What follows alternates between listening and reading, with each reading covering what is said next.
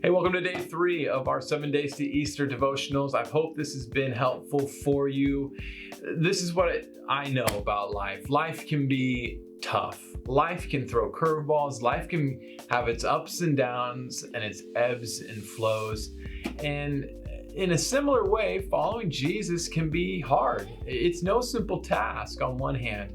That initial moment of realizing that God has invited us into a relationship with Him, that is not a complicated thing, but man, following Him has challenges, and it requires us to work at it and to strive for it and to count that cost.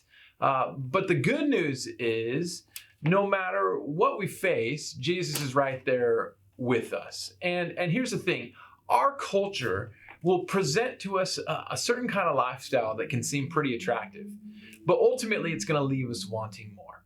And that's where Jesus comes in to play. That's one of the reasons why it's hard, is because our culture says, well, you should do it this way. And yet Jesus is saying, no, I really think this is how you should live. So even though it's hard to live up to God's standards, He will give you, and He gives me, what we need to be successful. And it's a success that is defined by His word and by Him, and not by what we think or what the noise around us tells us. And through the Holy Spirit's guidance, guess what? We can make it through all those things.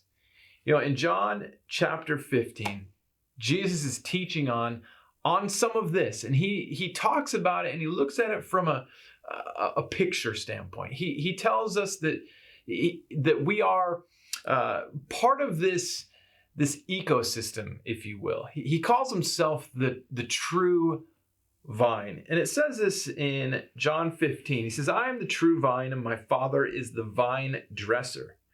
Every branch in me that does not bear fruit, He takes away, and every branch that does bear fruit, He prunes, that it may bear more fruit. He continues, he says, abide in me, and I in you. As the branch cannot bear fruit by itself unless it abides in the vine, neither can you unless you abide in me. I am the vine, you are the branches. Whoever abides in me and I in him, he it is that bears much fruit. For apart from me, you can do nothing.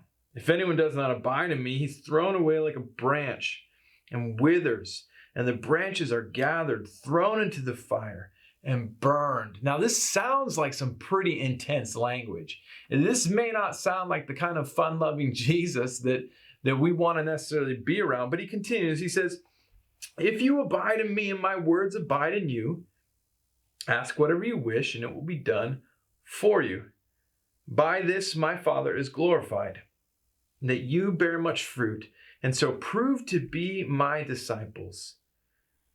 And as the Father has loved me, so have I loved you. Abide in my love. He talks about abiding in Him a lot, because that's what it's gonna take when we face hard things. When our lives get tough, we need to abide in Him. Jesus is the vine, and that's actually a good thing, even though it sounds at times that it's a little intense, that he's going to prune us and He's going to cut us. Well, He is going to shape us. But if we abide in Him, guess what? He knows we're not going to be perfect. And we should strive to be as close to that as we can be. But He knows that we can't be perfect. We're human beings. We will fall short. But the good news is because He is the vine, He will lead us. Because without Him, we never produce any kind of lasting fruit. I'm talking about real fruit. And so listen, what are some of the things you believe God is producing through you right now in life? What are those things? Where are some challenges that might be coming your way, or challenges you're facing right now? In fact, what is it that you believe God might be pruning? Because He's going to actively work on us. He wants to shape us. Why? So the stuff that's not necessarily can be gone. That way, the real fruit can be produced. Hey, when you're in the middle of difficult situations, I know it can be hard to see God's plans. I know it can be hard to see what's going on and make sense of it all. But part of following Jesus is having the kind of faith that isn't determined by the circumstances that we're facing.